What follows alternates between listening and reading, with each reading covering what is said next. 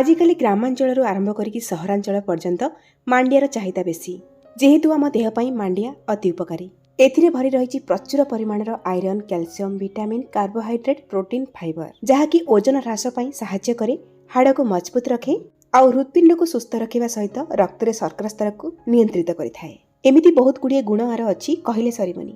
मांडिया आम बहुत प्रकार रेसिपी बनै था किंतु आज आम या स्वास्थ्यकर स्वादिष्ट मांडिया सूप। नमस्कार, लता ओडिया किचन रे आपण समस्त को अनेक अनेक स्वागत। अति कम समय तैयारी हो जाउथबा ए मांडिया सूप पई मु कोन कोन सब परिबा नेछि देखि नबा। एठी गोटे मीडियम साइज रो गाजर मु नेछि, तार अधा आमे पकेइबा। गोटे छोटो टमाटो नेछि और अल्प किछि बंधा कोबी नेछि, काटिला परे गोटे मुठा हबो। 5-6टी नेछि एठी मु बीन्स, ता सहित कैप्सिकम नेछि 2 प्रकार रो। रेड कलर कैप्सिकम 4 भागर गोटे भाग नेछि, सेही भली भाबरे ग्रीन कलर कैप्सिकम मध्य 4 भागर गोटे भाग नेछि। आपण चाहिले केवल ग्रीन कैप्सिकम एठी नै परिबे। एठी मु गोटे मुठा नेछि फ्रोजन वाला स्वीट कॉर्न, ता सहित गोटे मुठा नेछि फ्रोजन ग्रीन मटर। आपण जदि सब फ्रेश मिलुची आपण नै परिबे।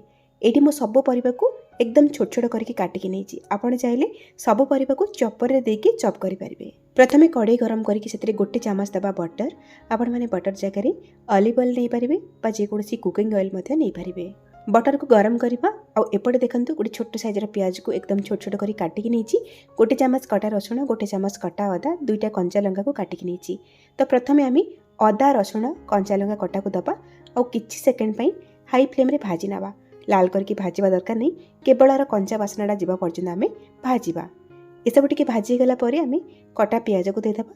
आकु मध्य मीडियम हाई फ्लेम रे आउ किछि सेकंड पई भाजीबा। ए सब अल्प टिके भाजी गला परे आमे सब कटा परिबा को दबा। एठी मो टमाटो को छाड़ी बाकी सब परिबा को दे दउची।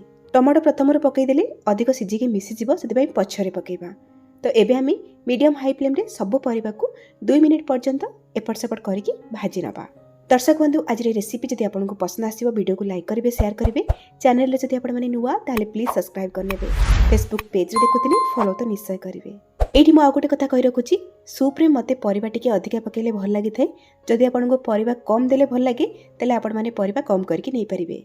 एई भली पाखापाखी 2 मिनिट परिबा टिके संतुली हे गला परे एथिरे आमे दबा पानी। एठी मु मेजरिंग कप रे मापिकी 2 कप बा 500 ml रो पानी नउची। आपण माने परिबा आ केते मांडिया चूना नउचंदी सेही हिसाब रे पानी कम अधिका करके नेबे। आ पानी जदि दरकार भी पड़िबा आमे पछरे गरम करके मध्य देई परिबा। एबे आमे इथिरे आधा चामच देतबा गोलमरीच गुंड, ता सहित देतबा स्वाद अनुसार लुण। एतिकी जिंस देकी भल भाबरे गोळेई नबा आ मीडियम हाई फ्लेम रे इथिरे भल भाबरे गोटे फुटा आसिला पर्यंत आको फुटे नबा। ये फुटिया भितरे एपटे आ गोटे गिन्ना रे आमे 3 छोटो चामच नबा मांडिया चूना। आजिकली जे कोनसी ग्रोसरी स्टोर रे आपनको मांडिया चूना अति सहज रे मिलि जिवो। 3 चामच मांडिया चूना पाई एठी मु गोटे कप बा 250 ml रो पानी को अल्प अल्प देकी गोळेई नेउची। नहले कोन हबो ना लम्स रहि जाई पारे। आ नॉर्मल पानी रे आपण माने मांडिया चूना को देकी गोळीबे। 3 छोटो चामच मांडिया चूना पाई आपनको पाखापाखी 750 ml रु 1 लीटर पानी लागि पारे। आ मु जति के सूप करूची ना सेतिरे 5 जण लोक आराम से खाई परिबे। गोटे कप पानी देकी गोळी सरला परे एबे आमी ए मांडिया मिक्सचर को हमर परिबा सिझा पानी रे देकी गोळेई नबा। गैस रो फ्लेम को मीडियम रे रखिथिबे। आ आपण माने को जत्ते गोळेई गोळेई रांधिबे ना ये सेते सेते गाढ़ा हे जिवो। आपण को सूप गाढ़ा करिया पई एक्स्ट्रा कॉर्नफ्लोर दबा को पड़िबनी। ए स्टेज रे मु पूर्वरु रखिथिबा फ्रोजन वाला मटर आ मका मंजी को देदबा, ता सहित कटा टमाटो को मध्य देदबा।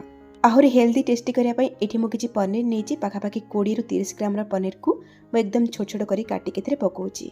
मु जहा भी जिंस पकेछि आपण को जोटा पसंद नुह आपण माने स्किप करि परिबे। एई भली गोळी सरला परे मीडियम फ्लेम रे आमे 3 रु 4 मिनिट पई सूप को फुटाई नबा।